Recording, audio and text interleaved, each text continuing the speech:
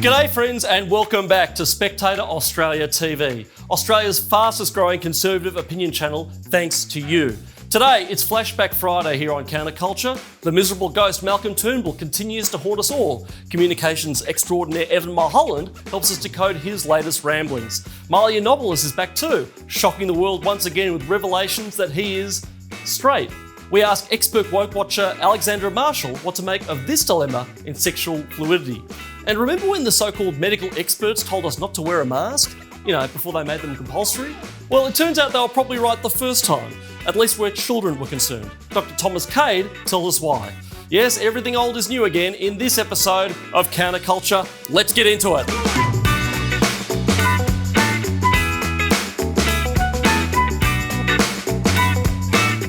This will be a thoroughly liberal government. It will be a thoroughly liberal government committed to freedom, the individual, and the market. Spoiler alert, it wasn't. Let me tell you something. Malcolm Turnbull did less for liberalism, freedom, and the market than any Liberal Prime Minister since Malcolm Fraser. There was the retrospective tax on superannuation that almost cost Turnbull the 2016 election. There was tax hikes like the increase to the Medicare levy. There were boondoggles galore like the glorified pork barrelling exercise that was the South Australian submarine disaster. Not to mention the great green fantasy that was, and sadly still is, the Snowy 2.0 scheme. And of course, the great granddaddy of them all, the public policy equivalent of the docking of the Hindenburg, the National Energy Guarantee. Oh, the humanity and all that. Oh, and he also lost 40 news polls in a row almost. There was that too. Now, we don't like talking about Malcolm Turnbull any more than you probably enjoy hearing about him, but unfortunately, the great communicator is a little bit like a cold sore. You can get rid of it as many times as you like, but it keeps coming back.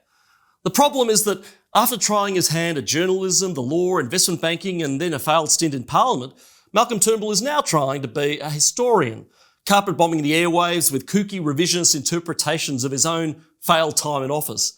Take a look, for example, at his run-in with the chairman of our parent magazine, The Spectator. Basically, you could argue that their concern was not that I would lose the election, but rather that I would win it. You're telling me your own party didn't want you to win the next election? Well, I'm just saying, if you analyse... That's not credible, is it? Well, Andrew, you've only got to look at the facts. I mean, the facts are if you are level pegging in the polls, if you are 2 points behind in the public polls... Well, you had 40 consecutive polls in which you were never ahead of Labour. Of course, it doesn't end there. The miserable ghost has been rattling his chains quite a bit lately, apparently spurred on by a string of scandals engulfing his successor, Scott Morrison. And sadly, as long as people take him seriously, we as purveyors of the truth have to set the record straight. So in that spirit, Evan Mulholland offers up a rigorous fact check of Turnbull's latest musings in this weekend's edition of The Spectator Australia.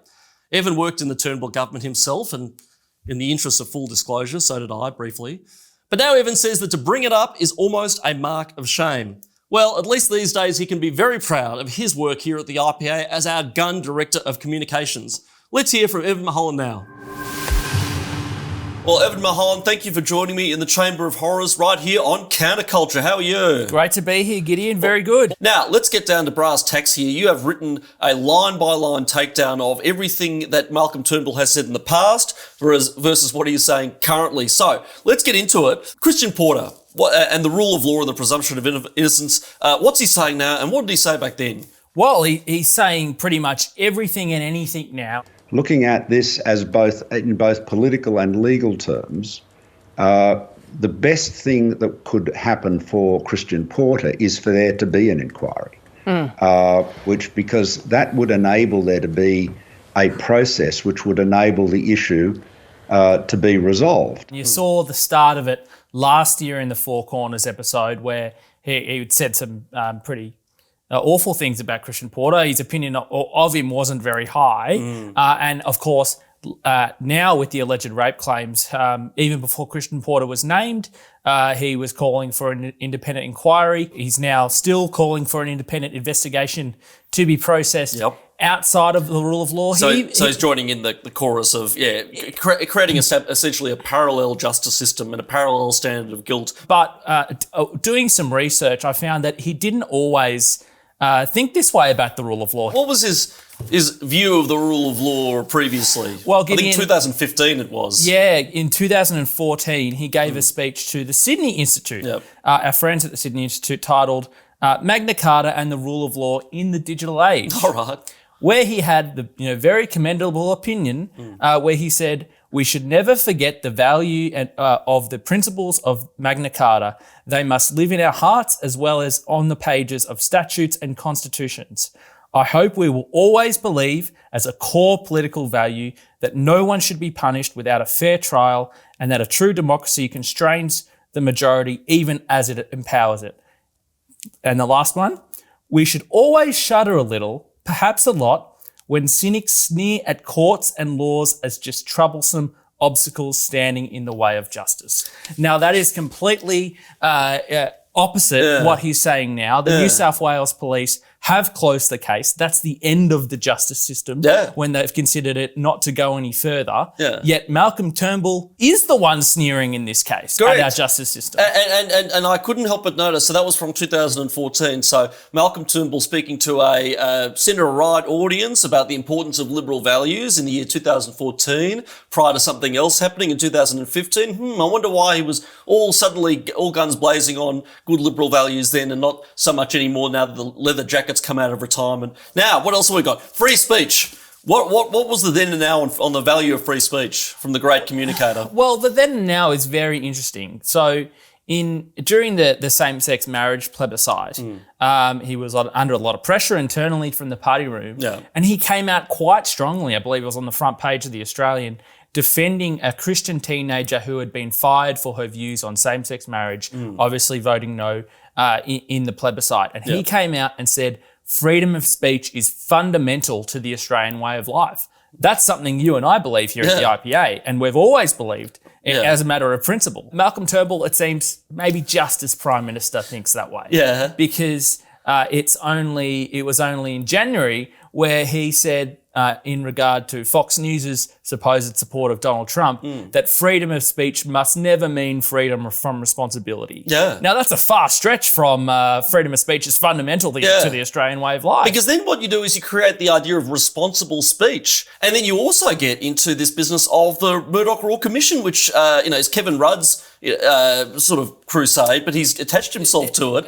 This is designed to hand out one particular media outlet and shut it down. But as Prime Minister, he very rightly liberalised the media market. He did too. He deregulated the old Keating rules where media companies couldn't grow or couldn't merge into different markets between TV, print and radio. So he actually enabled the media to grow and diversify. And in supporting a Murdoch Royal Commission, now as a former Prime Minister, Malcolm Turnbull is effectively calling for a re-regulation of the media market that he himself deregulated. Correct, but it gets worse than that. The complaint in the blurb and the abstract for the Murdoch Royal Commission petition actually said we are very concerned about the dominance of media ownership, including by Peter Costello's Nine Group. So he is basically thrown his support behind a petition that is demanding a royal inquiry, a royal commission into the effect of his own laws. Exactly. What's been the big switcheroo on poor old Craig Kelly? Well, Craig Kelly's a very interesting one because as a former Prime Minister, you'll remember in January this year, Craig Kelly was slammed by Malcolm Turnbull and Malcolm Turnbull slammed Scott Morrison for not censoring Malcolm Turnbull, and he actually Craig Kelly. And actually called Craig Kelly a crackpot and crackpot conspiracy theories and everything else, and said if he was Prime Minister, he would have done something different. But then you actually look at when Malcolm Turnbull was Prime Minister, which not a lot of the press gallery actually do. He only goes on the ABC, and so they give him an absolute free rein. But in 2016, Malcolm Turnbull actually saved Craig Kelly's pre-selection. That's true. And on Sunrise, which I've detailed in the Spectator Australian magazine, I point out that, Koshy asked him about Craig Kelly's comments that if power prices go up, then old people will die because they can't afford to pay for the power bills. And Malcolm Turnbull said, well, everyone is entitled to their opinion, and obviously, if power prices do go up, that's going to be a big issue for pensioners. So he actually agreed with the point that Craig Kelly made, but ever since he's left Parliament, no longer agrees and would do something completely differently as Prime Minister. Well, that's number 3. Now, number 4, bushfires. Now, this is the really big one. When he was Prime Minister, Malcolm Turnbull would often just go along with what the coalition line usually was, that, you can't connect any bushfire event to climate change, which is what he said at the Tathra bushfires in 2017. And he actually called out the Greens. I'm disappointed that the Greens would try to politicise an event like this. You can't attribute any particular event, whether it's a flood or a fire or a drought or a storm, to climate change. But during the Black Summer bushfires, he, of course, was all over the ABC and international media. In Time Magazine. On this big the rant. BBC, saying this is all the effect of global warming, unquestionably, and this is the time for action. But when he was Prime Minister, it was a completely different tune. It's amazing because having this conversation, it actually kind of makes me miss Malcolm Turnbull. He sounds like he actually was pretty good when he was Prime Minister, but of course we know he wasn't, and nobody was more scornful or critical of Malcolm Turnbull than I was. I was the Hunter S. Thompson to his Richard Nixon back in the Turnbull government days, but there's this narrative from the left that, if we only saw the real Malcolm, he would have been great, but he was restrained by all those right-wingers in the coalition party room. Maybe the left have a point. Maybe he was restrained because of good conservatives in the party room. Yes and no, and this goes to the argument. All the people that are defending Turnbull now are all the people who said prior to 2016, if only Malcolm Turnbull was leader, I'd vote for the Liberal Party. And then, of course, never did. Nobody and we did. lost 14 seats. The Liberal Party lost 14 seats as a result, all the seats that Tony Abbott won over 2 elections. And he also said, while he was Prime Minister and after, that if he was deposed as leader, he would leave the Parliament because we know that former Prime Ministers hanging around the Parliament isn't a good thing for our democracy. But he's basically doing what he said he wouldn't do from outside the Parliament. He's in the media every single day saying a new thing, and a compliant press gallery will just write it up as the front story of the day, or the lead story of the day is Malcolm Turnbull's opinion. It's no different that he's out of the Parliament. He is being as a destructive force as any former Prime Minister that we've seen. Yeah, well, he's giving Malcolm Fraser a run for his money, and that's saying something, but Well, when I left the Turnbull government then for the warm embrace of the IPA, a friend once said to me, and this was in 2016, that just watch out for Turnbull because he will be 10 times worse than both John Hewson and Malcolm Fraser ever were in their criticism of the Liberal Party, and it's turned out to be true. So this is really just he pops up like a whack-a-mole every time that there's some sort of scandal, and he can drive the widget and make it worse by the looks of things. And of course, he'll never go on any media that would give him any kind of scrutiny. He'll always go on the ABC. Come on this show. And where are the ABC journalists calling him out for his failures? Where are the ABC journalists calling him out for his differences in opinion on climate change and everything else since he was Prime Minister? Pretty much every issue that he's going on about as a former Prime Minister, he failed on as Prime Minister or had a completely opposite view as Prime Minister. But unfortunately, our press gallery live in a bubble and don't seem to question these things, probably because Malcolm Turnbull's now views align with theirs. It's a pretty sad state. Turnbull himself, to this day, complains that I was deposed by bastardry and thuggery and so on. Well, look, what happened in 2017? What happened indeed, but for all of Tony Abbott's foibles, he never spilled his own leadership and brought it on himself in the same way Turnbull did. So you can't actually compare them because Turnbull's situation is much, much worse. But anyway, Evan, thank you so much for coming on. And Malcolm Turnbull, to you, you're welcome on this program anytime if you want to stray outside the softball formats. But in the meantime, it's been great picking over Malcolm Turnbull's achievements or lack thereof with yourself. Thanks for having me, Gids. Now, if you're enjoying this show, please subscribe to this channel, Spectator Australia TV, and please give this video a like. As you all know, the YouTube algorithm does not like conservative content, and every like helps us to defeat the scourge of Silicon Valley censorship. So just click those buttons down below. It's super easy, and it helps us out a lot. And on that note, as always, thank you to everyone who helped us get the message out last week. Thanks to your clicking, your liking, your subscribing, your sharing, we have almost 2 2,000 subscribers, which is huge. So if you haven't already, make sure that you click that subscribe button down below and become the 2,000th member of the Spectator Australia TV community. In the meantime, here's a bit of what you had to say in the comments section of our YouTube video last week. Lynn writes, "If Charles becomes king, God help us." Well, my thoughts exactly, Lynn. You see, every litter has a runt, and in the House of Windsor, it happens to be Charles. Unfortunately for us, he just happens to be also the next in line to the throne of the English monarchy. But I dare say that if Prince Charles becomes King Charles, he'll do more for the Republican cause than that bandana-wearing weirdo we all know about ever could. But to be honest, I suspect that the throne just might, skip over to William. You know, think about it. Surely the Queen knows that the monarchy won't survive Charles, but the photogenic young couple? Well, who knows? Anyway, Lee writes, "Liberals are outspending Justin Trudeau? Ouch." My thoughts exactly once again, Lee. Ouch. Of course, that fact was pointed out by James Allen in his scathing criticism of the Morrison government last week, and sometimes you wonder what the point of having a Liberal government is, you really do. And Mark writes, "Morrison being a disappointment is on us. There is no cultural movement behind issues like free speech and big government. We need to create that movement, not expect politicians to do things against their own interests." Well, Mark, I think that there is more of an appetite than you think for free speech, lower taxes, and a government that stays in its lane and leaves you the hell alone. You know, we see it all the time in surveys, polling data, election results. People want smaller government. People want more freedom. But you do have a point in that we can't just wait for politicians to bestow liberty on us. We have to demand it. And that's why it's important, as always, to subscribe to The Spectator Australia, to join the Institute of Public Affairs and get informed and know the facts. But until then, congratulations, you have won our weekly Best Comment Prize giveaway. Stay tuned for this book headed your way, Cynical Theories by Helen Pluckrose and James Lindsay, a stinging takedown of identity politics. And now, let's hear from someone who knows a thing or two about taking down identity politics, among other things, our Editor-in-Chief, Rowan Dean. Rowan, how are you? I'm good, mate. Good to see you, Gideon. Great to have you on, as always. Now, we're about to interview Alexandra Marshall on this show, who wrote a fantastic piece online at Flat White, and apparently the subject of this article really liked the piece. Can you talk us through that one?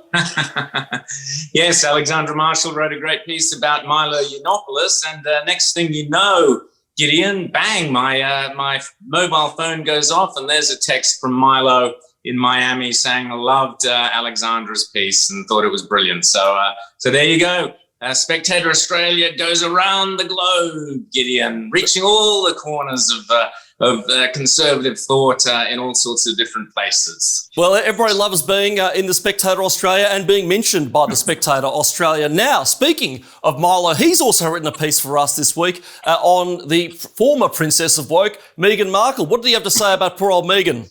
He basically explains how, in his opinion, vicious and cruel and catty and all the rest Meghan has been, and then comes straight back with the response, "She and I could have been great mates." So it's a very funny opening to a piece that basically goes on and looks at the clash between the Hollywood Meghan style and, of course, the traditional style of the palace, and how these two great forces were never going to sit happily together.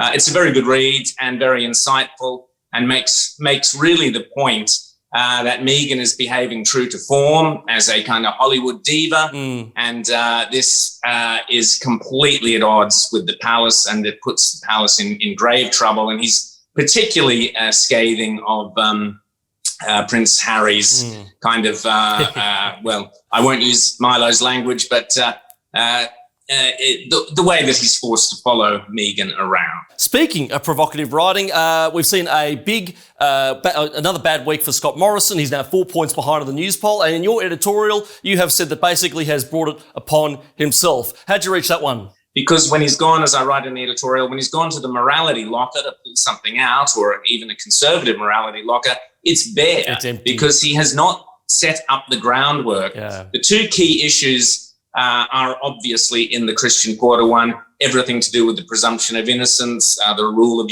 law, due process, and so on. But because Scott Morrison pandered to the Me Too movement early on, and this whole thing, yes, we must believe the victims, and this kind of unctuous concern for listening to the Me Too kind of framework and not upsetting it, his cries of presumption of innocence ring hollow because he never stood up to this lunacy of always believe the victim or the alleged victim.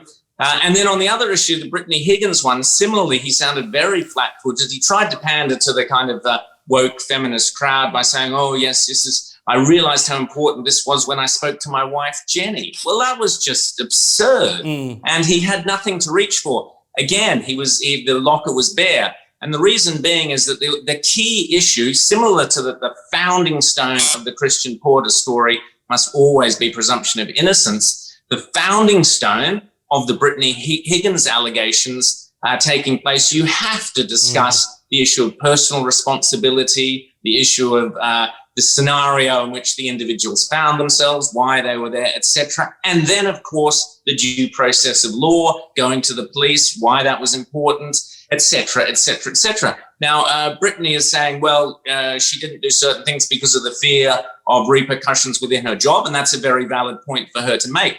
But Scott Morrison has failed to have anything to kind of put a moral groundwork under all of this, other than I spoke to Jenny and it's a serious issue.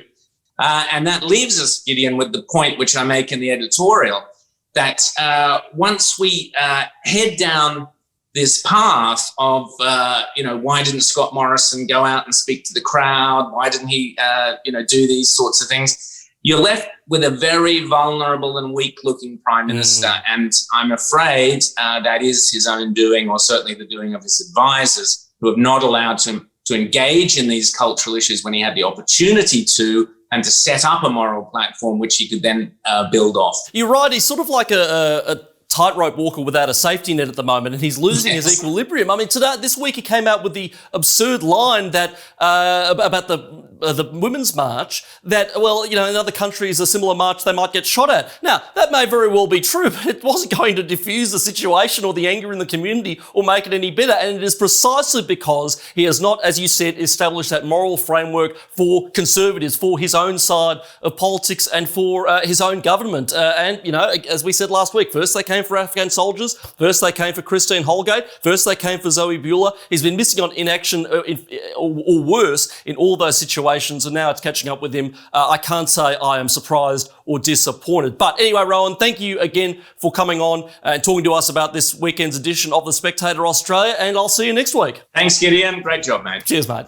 And remember, if you want to read more from our outstanding stable of talent at The Spectator Australia, just head on over to spectator.com.au. And if you like what you see there, and we know that you will, as always, subscribe to The Spectator Australia today to get instant access to all of our outstanding content, including the weekly Spectator Australia magazine, all the articles in our online section, flat white, great international authors like Douglas Murray, Brendan O'Neill, James Dillingpole, and many, many more. Just call 1-800-809-233 and quote Spectator Australia TV. Well, as we find ourselves 1 year into the coronavirus pandemic, it's worth taking a look back at some of the confusing and contradictory things that we've been told about the face mask. First, we heard we shouldn't bother getting masks because they probably didn't work and didn't have any effect. And then all of a sudden, masks were important. Really important. Get off of me! Grabbed around the neck by police, a woman who wasn't wearing a mask. Choking me! Last week, Dr. Thomas Cade revisited the data around mask wearing in his debut piece in the Spectator Australia flat white section. And one point he makes is that under no circumstances should children ever wear a face mask, or rather be forced to wear a face mask. So let's hear from him now. Gideon, really nice to see you again. Good to have you back on air. Very good. Now, what does the science tell us about face masks? The reason I wrote your piece for The Spectator about face masks, I've just found it exceedingly irritating that the term "thus science" has snuck into the vernacular, almost in reverential terms. And there's just this shutdown of any debate that questions the prevailing message. And that is just not how science works. It's certainly not how medical science works. I would preface this by saying that face masks almost definitely have a role in the pandemic. Now, the magnitude of that role is debatable and probably something for another day.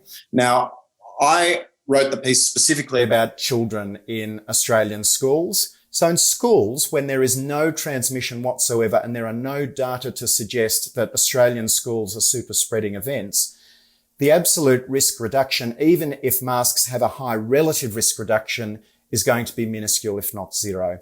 And the final part is the plausibility and the ethics. Plausibility, again, might be a topic for another day, but there's still some debate around aerosol versus droplet spread while wearing masks. If it's droplet spread, they possibly do have a role if you're sitting face to face, like we would be if we're in the studio. Droplets spreading in a direct line. I don't see that really happening in school desks in classrooms.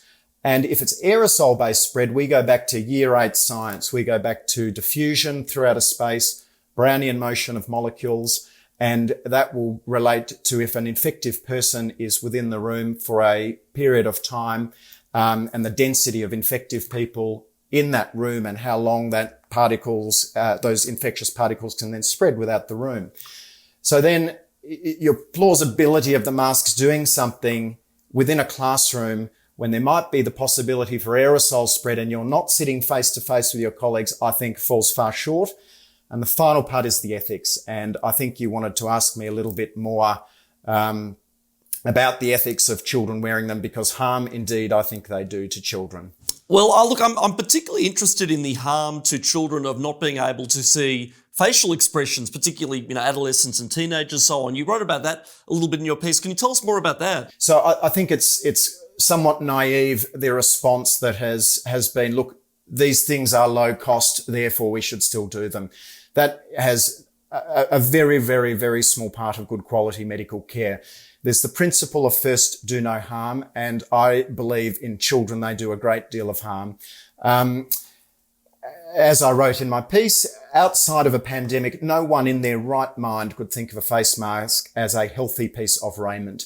They're uncomfortable, they tend to get moist, they tend to get dirty, they cause irritation. In elderly people, they may present falls risks from decreased peripheral vision, particularly looking downwards. But in children, children respond to facial expressions. They're still learning, and the younger they are, the more important that is. But that definitely still plays a role in learning to interact with your peers as a teenager. And the final part, I think, is instilling in children that your fellow beings, friends and colleagues are vectors of disease rather than people you should be interacting with. And this long-term use of the mask in a setting where transmission is zero, or at most hypothetically very, very low, I think is going to cause untold damage. And look, Tom, finally, while we're here, what do you make of this business with AstraZeneca, the AstraZeneca vaccine and the suspensions in Europe?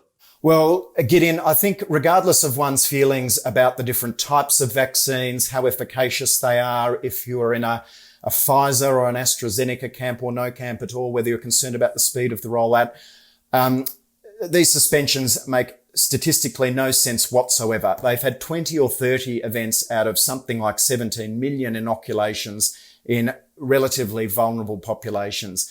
If you took 17 million vulnerable people and followed them up without doing anything, you would probably expect more clotting events than that.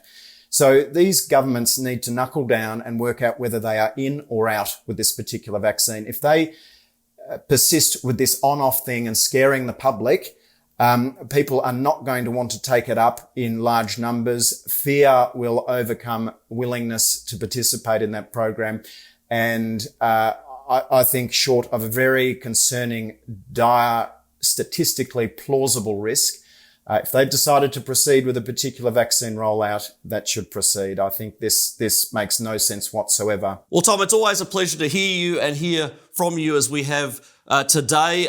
Well done on a great debut piece for The Spectator Australia, and keep on writing. We need plenty of good, solid doctors. Pleasure, Gideon. Thank you very much. Thanks, mate. Pleasure. And now, as always, we welcome back Covers editor Sarah Dudley. Sarah, how are you? Great, thank you, Gideon. I loved the cover this week. It's Malcolm Turnbull, and it just shows it's a perfect representation of the way he's fallen in stature from Prime Minister of Australia to this sad, miserable, demented Phantom of the Opera-like creature. So tell us about the artistic motivation behind this one. This week's cover is the ex-Prime Minister Malcolm Turnbull sitting down reading. And by the way, he's got two faces. So quite understandably, he looks a bit put out and he thinks to himself, why have I been drawn with two faces? And his other face answers, it was the nicest thing that they could think to say about you. Well, being two-faced isn't normally considered a compliment, but in Malcolm Turnbull's case, we've made an exception. Because as Evan Mulholland's excellent article points out, he has an awful lot to answer for. And the headline is a little play on the word maladjusted. Yes, I think that's quite complimentary too. Now, we've seen Malcolm Turnbull make a lot of interventions in the very real issues that we're seeing around the culture of Parliament and the Brittany Higgins saga and so on. But one woman he hasn't stood up for, who did get it really, really tough during the last election and ever since, has been Nicole Flint. And Malcolm Turnbull, as far as I'm aware, hasn't said anything. Now, why would that be, Sarah? Well, I suppose it depends which one of his faces you ask the question to. But Nicole Flint has been treated so appallingly. The left have this incredible double standard where they scream and shout about women being treated poorly in the workplace. Yet when Nicole Flint is trolled and her life is made an absolute misery, they're not to be heard from in Parliament. And that is a double standard that is completely unacceptable. Nicole Flint's actually a Spectator writer, a great one, and she has been for many years. In fact, she had an article in Edition in September where she spoke about this double standard and the treatment meted out to her during the election. And she also referenced the double standard with Mike Carlton, who was actually who's an appalling troll, quite unacceptable and foul, says the most terrible things about Conservative women, and yet he was rewarded and given an AO, one of the highest honours in Australia, which is extraordinary, and the double standard is ridiculous. It is a ridiculous double standard, and I think in a way we sort of, as Conservatives, own a bit of this too, because the way people are talking about Nicole Flint, it's a bit like a member of the family has died, like a family tragedy. It's sort of this numb acceptance that she was just handed out of Parliament. No, this is a Conservative woman who was intimidated out of the House of Representatives. We need to call it for what it is, extreme left terrorism, and we cannot stand for it, and we cannot let the Nicole Flint experience be repeated. But anyway, Sarah, well done on another great front cover. See you next week. Yeah, I quite agree, Gideon. Absolutely atrocious. Yeah, see you. Thank you very much. And now let's see what else is going on in the big wide world of the Spectator Australia. Professor James Allen was a fan favourite coming out of last week's episode. Well, he's back this week with a sensational piece on lockdowns. Trust me, you do not want to miss reading this one. Professor Allen absolutely nails it. Daryl McCann says we should not only boycott the 2022 Winter Olympic Games in Beijing, but that we should scrap the IOC altogether. Now look, I'm a long-standing Olympic skeptic myself, and this is a brilliant take. Trust me. Over at Flat White, the great Kevin Donnelly explains how the cultural left's long march through the universities has unleashed the present-day cancel culture epidemic. Now, that piece is number one at spectator.com.au as we're recording this, so you definitely want to have a read. And in some recommended further reading for today's show, Rebecca Weiser takes a look back at Malcolm Turnbull's recent antics, comparing him to Disney character Maleficent, quote, the evil creature who wreaks vengeance using the toxic spindle of a spinning wheel. Wow. Just head on over to spectator.com.au to have a read and of course sign up for all the Spectator Australia's brilliant, provocative, hard-hitting content. Just call 1-800-809-233 and quote Spectator Australia TV. And while you're on our website, be sure to sign up for the Morning Double Shot, a daily email curated by our resident newshound, Terry Barnes. Morning Shot arrives at 7 a.m. each and every morning, chock full of must-know news, no-holds-barred views, and the very best of what Spectator authors are saying about the issues that matter. As the name suggests, it's a double shot, a shot of news, shot of opinion, and everything you need to be up and going in the mornings. So check it out, sign up, and be informed. Do you believe in equality for women? Do you believe in equality for women? Any normal person does. I want women to so you're actually a feminist then? Well, I would describe myself as a second-wave feminist, but the modern version of feminism, this ugly, sociopathic, vindictive, mean, spiteful third-wave feminism, which which is defined by misandry. Okay. Women agree with me, not with you. Milo Yiannopoulos, that's a blast from the past, the self-proclaimed right-wing provocateur. Milo was a fascinating figure. He tested the boundaries of free speech and gave us the first look at poisonous cancel culture that we're seeing today. His Australian tour in 2017 triggered violent protest, for which Victoria Police fined him $50,000, by the way. And then 2 years later, the Morrison government banned Milo from entering Australia altogether. Again, look, I like the bloke. I found him funny. I probably wouldn't have gone to too many of his shows, but that's my decision to make, not Victoria Police and certainly not the Minister for Home Affairs.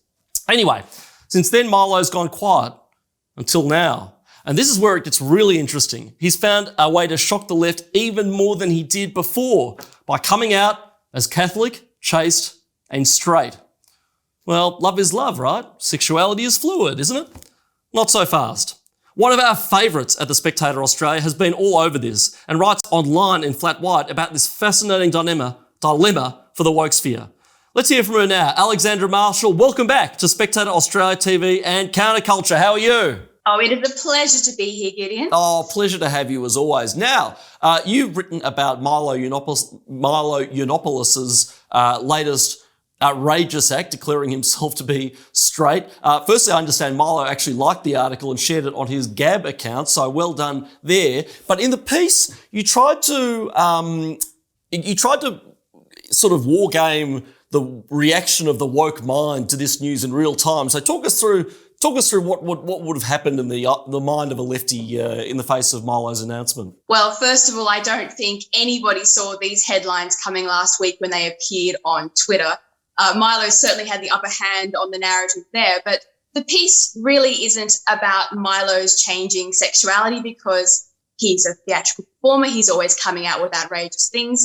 It's more to do with how collectivists like identity politics deal with people like Milo, who they pretend to hate. He's a figure of cultural outrage on the left, but also he occupies victimhood categories. And so how do the left reconcile their victimhood narrative when they've got somebody like Milo sitting inside all of their little favourite boxes? And so my argument is that collectivism has really upped its game since Karl Marx, and the whole identity politics Marxist view is crashing down with people like Milo on the scene. So what's the tug of war that's going on in that mind then between the different victimhood groups and where do the chips fall on all this stuff? Well, I call it woke math because it's very difficult to work out if you're supposed to be offended by somebody, if somebody's meant to be a victim, or if someone's virtuous, because it's not just a matter about whether or not they're black or white, which is victimhood or oppressor if you're a social justice warrior, if they're male or female or gay or straight. My point of my article is that no matter how much woke math you do, the left are really individualists in the end, because if they hate somebody, they will find a way to make all of these identity boxes stack up to pure hatred. Yeah, well, we saw it this morning, actually. You know, Nicole Flint got up in the last night in the House of Representatives and said, don't lecture me about sexism. I was the subject of sexist harassment. Nobody cared about me then because I was a conservative liberal. So there is a tendency to turn on gender traitors, for example, and, race traitors and all sorts of other things and say all sorts of terrible things. But, I said, in relation to Milo, I could take him or leave him. What are your thoughts on Milo as a figure and the sort of Milo craze that was all the rage, a few years back? Well, if nothing else, Milo's presence in the world, the online world and the culture wars, is that he exposes the problem with the ideology that the left are pushing right now, which is that it is insincere at its very heart. So the reason that Milo is hated is not purely because of his comedic acts, what he says. He's pretty fringe when he gets onto his onstage comedy acts. It's not that, it's his existence where he is a conservative gay man, or he was gay until last week. Ex-gay now, so he says. Exactly. Acting in a sphere which is usually occupied by a different set of politics. And so like people like Nicole Flint, who are conservative women who are, as they say, gender traitors, Milo is a traitor to sexuality. And so the fact that he was able to spend years of his life profiting off that really annoyed the left.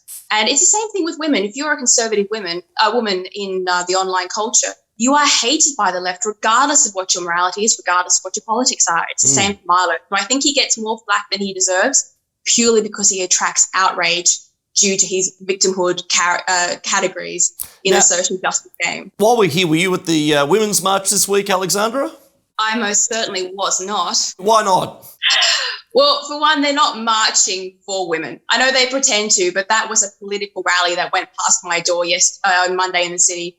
It was all to do with trying to get rid of the Liberals in federal government at the moment, and they were using women as a political, basically, card to play against politics. It had nothing to do with women. If they cared about women, they would have been there talking about Bill Shorten's rape accuser.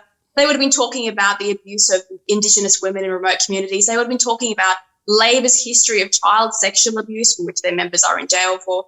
But of course, they're not. They're only talking about their favourite political toys, which is why it was a political rally. And nobody bothered asking the question about Canberra culture of how did two drunk people sign themselves into the offices of Parliament after hours. Now, if you did that in the normal world, you would be sacked on the spot. So I don't think there's any genuine interest in changing culture in Canberra, and the march wasn't about that. It was about politics. Yeah, look, I can see the broader point that is being made with all of this stuff. I don't think we should reject the concerns out of hand completely, but yeah, it obviously did veer into the political silliness, the pageantry. It was used and is being used as a political weapon by, the Penny Wongs of the world against Scott Morrison. I mean, this is really cheap stuff. I will counteract you on that. Of course we should reject it, because just like Black Lives Matter, Marxists using something that makes sense, which is that Black lives do matter.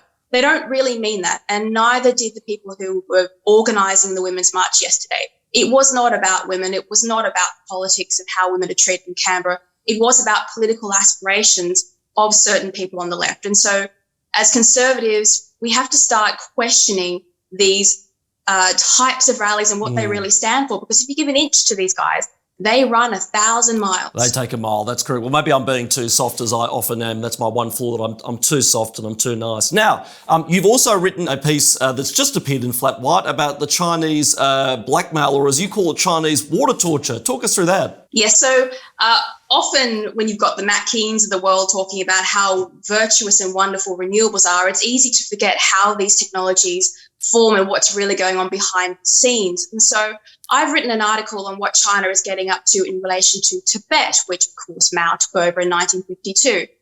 Tibet is not just a political tool. Tibet is the watershed of Asia, in which it hosts the reservoirs of the biggest rivers there, including the ones that roll into India. And what China is doing, under the United Nations approval of green energy and being carbon neutral by 2060 in China, they are damming these riverways and diverting the water back into China, taking it off places like India and Bangladesh and all the way down through Southeast Asia. And this is under the guise of climate change. Under the guise of climate change. And so what they do is, if one of their downstream neighbours does something they don't like, they basically turn the water off. And so what's really going on here is we have all these paper alliances with Asian countries, but they mean nothing when China has their hands on the most vital resource that a country has, which is its water storage. And with Tibet, they are raising objections, but of course anybody who protests this behaviour is shot, tear gassed, disappeared, or impoverished. Right, but again, how can they, why is damming a carbon-friendly activity? How can they even claim that? Well, it's a renewable energy, Gideon. It's hydro. It doesn't matter that you've diverted an entire river that affects all of Asia downstream, causes droughts and floods and kills all the fish. That doesn't matter. It is United Nations approved green energy. Yep, that's right. They can head towards that target, which they're definitely going to meet, of being net zero by 2060, by which point I think I'll be something like 67 years old or 87 or something like that. Anyway, Alexandra Marshall, thank you so much for coming on. Always a pleasure to catch up. And as always, cannot wait to read what you write next. Thank you, Gideon. Well, this program is a co-production of the Institute of Public Affairs. For over 78 years, the IPA has been Australia's voice for freedom, democracy and the Australian way of life. We fight for the power for freedom of speech, the power of the free market, an honest debate on climate change and the timeless value of Western civilization. So please head to ipa.org.au to check out all of our fantastic reports, articles, videos and more. And please consider joining as a member and supporting our fight for Australia's future. And while you're on the IPA website, please consider donating to a very worthy cause. The publication of Die Laughing, the biography of Bill Leak, the brilliant cartoonist who fell victim to one of the most vicious lefty lynch mobs Australia has ever seen. Bill Leak's fight for freedom of speech must go on, and with your help we can make sure this book reaches as many bookshops as possible and reaches as many mainstream Australians as possible. So help us cancel culture today by donating to support the publication of Die Laughing, the biography of Bill Leak. And with a donation of $400 or more, you can be recognised as a supporter of this very special book by having your name printed right there in the book. And you'll also receive a copy signed by our author, Fred Paul, as our special gift. To find out more, just head to ipa.org.au. Well, that's it for this edition of CounterCulture on Spectator Australia TV. Leave a comment down below and let us know what you think about Malcolm Turnbull, Milo, Mars, or anything else we've talked about today. We always love to hear what you think. And once again, we'll be giving out another special mystery prize to the best comment of the week. So sit down, have a think, and get those Spectator creative juices flowing. And remember, to access all the content from The Spectator Australia, just call 1-800-809-233 and quote Spectator Australia TV. And finally, as always, remember to like this video, subscribe to The Spectator Australia TV channel, share it, show it to your neighbours, do whatever you need to do, because every click of that mouse button, every like, every share, every subscribe helps us beat big tech censorship and get our message out and reach more and more Australians. So, until next week, have a great weekend, friends.